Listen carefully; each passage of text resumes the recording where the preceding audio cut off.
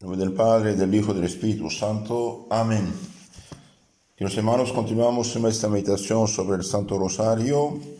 En esta charla número 34 analizamos la quinta parte o decena del libro de San Luis María Grignion de Montfort, El secreto admirable del Santo Rosario. En esta parte el santo nos explica manera de rezar el rosario, disposiciones. 41ª rosa, cómo rezar el rosario bien, sacando provecho, y cuáles son las disposiciones que tenemos que tener. Primero dice tener pureza de alma. Pureza de alma. Después dice rezar con atención, combatir varonilmente las distracciones, etc. Veamos un poco esto de la pureza de alma. No es propiamente la extensión, sino el fervor de la oración, lo que agrada a Dios y gana su corazón. Entonces no es mucho orar, sino el fervor de la oración, lo que agrada a Dios y gana su corazón. Una sola Ave María, bien rezada, es de mayor mérito que 50 o 150 mal rezadas.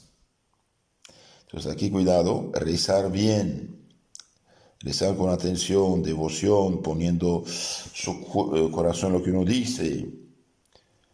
Casi todos los católicos rezan el rosario completo, dice el santo, la corona, los 5 misterios, o por lo menos algunas decenas de Aves Marías. Porque pues son tan pocos los que se corrigen de sus pecados y progresan en la virtud, sino porque no rezan esas oraciones como es debido. Veamos pues cómo hay que rezarlas para agradar a Dios y hacernos santos.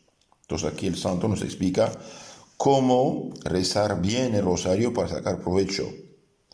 Es necesario que la persona que reza el Santo Rosario esté en gracia de Dios, o por lo menos resuelta a salir del pecado, pues la teología nos enseña que las buenas obras y las oraciones hechas en pecado mortal son obras muertas que no pueden ser agradables a Dios ni merecer la vida eterna. Entonces, para que nuestra oración, nuestro rosario dé fruto, hace falta estar en gracia de Dios, es decir, haber confesado todos y cada uno de sus pecados mortales. Está en gracia de Dios, o al menos, si uno está en pecado, tener el deseo de salir del pecado. ¿Por qué? Porque las buenas obras hechas en pecado no son meritorias, no merecen la vida eterna. Está escrito en este sentido, la oración, la alabanza de los pecadores que no quieren salir del pecado no agrada a Dios. Pero si quieren salir del pecado, suplican a Dios, sí tiene importancia. La alabanza, el saludo del ángel y hasta la oración enseñada por Jesucristo no son agradables a Dios cuando salen de la boca de un pecador impenitente, de una persona que no se arrepiente. De hecho, no tiene sentido rezar y no tener deseo de arrepentirse. Entonces pidamos a Dios, aunque estemos en pecado, la gracia del arrepentimiento. Nuestro Señor Jesucristo ha dicho, este pueblo, dice, me honra con los labios, pero su corazón está lejos de mí. San Marcos 7:6-7. Esas personas que ingresan en mis cofradías, rezan todos los días la corona, los 5 misterios rosario o el rosario completo, sin ninguna contrición de sus pecados, me honran con sus labios, pero su corazón está lejos de mí, dice el Señor. Hemos dicho, para que la oración sea agradable a Dios, aceptable, fructuosa, hace falta estar en gracia de Dios, o por lo menos uno esté resuelto a salir del pecado.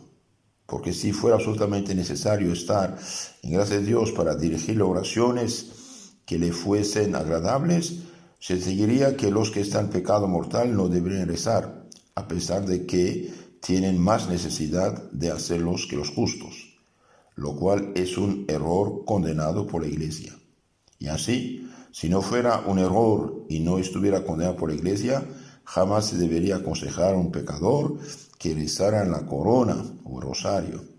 Entonces aquí en resumen el santo dice, para que tu oración sea eficaz, aceptada por Dios, agradable a Dios, hace falta estar en gracia de Dios, o al menos, si estás en pecado grave, tener ese deseo del arrepentimiento, pedir a Dios misericordia, como una persona que cayó en un pozo profundo y grita socorro. En este caso sí vale la oración y atrae misericordia de Dios sobre uno, que mueve la voluntad, Dios mueve la voluntad al arrepentimiento, a la confesión y a la reconciliación.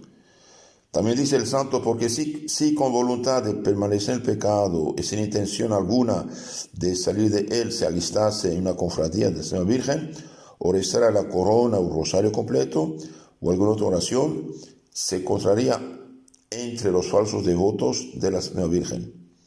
Devotos presuntuosos e impenitentes, que bajo el manto de la Señora Virgen, con el escapulario sobre el cuerpo, rosario en la mano, exclaman, Santísima Virgen, Purísima Virgen, Dios te salve María. Sin embargo, crucifican y desgarran cruelmente a Jesucristo con sus pecados y desgraciadamente caen desde las más santas cofradías de la Santa Virgen a las llamas del infierno. Entonces aquí el santo habla de los falsos devotos de la Virgen. Dice, llevan su rosario, llevan su escapulario, rezan, pero son impenitentes, no dejan el pecado y no quieren dejarlo. No lo dejan y no quieren dejarlo. Esta gente, dice, de la cofradía, el bien cae al infierno. Cuidado, es importante saber esto. Tenemos que dejar el pecado, renunciar al pecado, o al menos pedir a Dios misericordia y fuerza para dejarlo sinceramente. El santo sigue diciendo, aconsejamos el Santo Rosario a todo el mundo, a los justos, para perseverar y crecer en la gracia de Dios, y a los pecadores para salir de sus pecados, que tengan este deseo de salir del pecado. Mas no permita Dios que exhortemos a un pecador a que haga del manto de la protección de la Virgen un manto de condenación para encubrir sus crímenes, ya que convierte el rosario, que es medio para todos los males, en un veneno mortal funesto. Ustedes saben, la corrupción, la peor de las corrupciones es la corrupción de lo mejor. Con otras palabras, el que no quiere dejar el pecado y sigue pecando y realmente no tiene ninguna intención de dejar el pecado, está burlándose de Dios, de la Virgen. Esto no es serio. Es preciso ser un ángel de pureza, decía el sabio cardenal Hugo, para acercarse a la Santísima Virgen y rezar la salutación angélica. Un día un impúdico, que por regla general rezaba el rosario todos los días, mostró ellas unas hermosas frutas, una bandeja manchada de inmundicias, lo cual le produjo horror. Le dijo entonces la Virgen, mira, ¿cómo me sirves? Me presentas hermosas rosas en un vaso sucio y corrompido. Juzga si pueden resultarme agradables. Los queridos hermanos, pidamos a nuestra Madre Santísima su ayuda para salir del pecado. En las charlas siguientes hablaremos de la oración hecha con atención.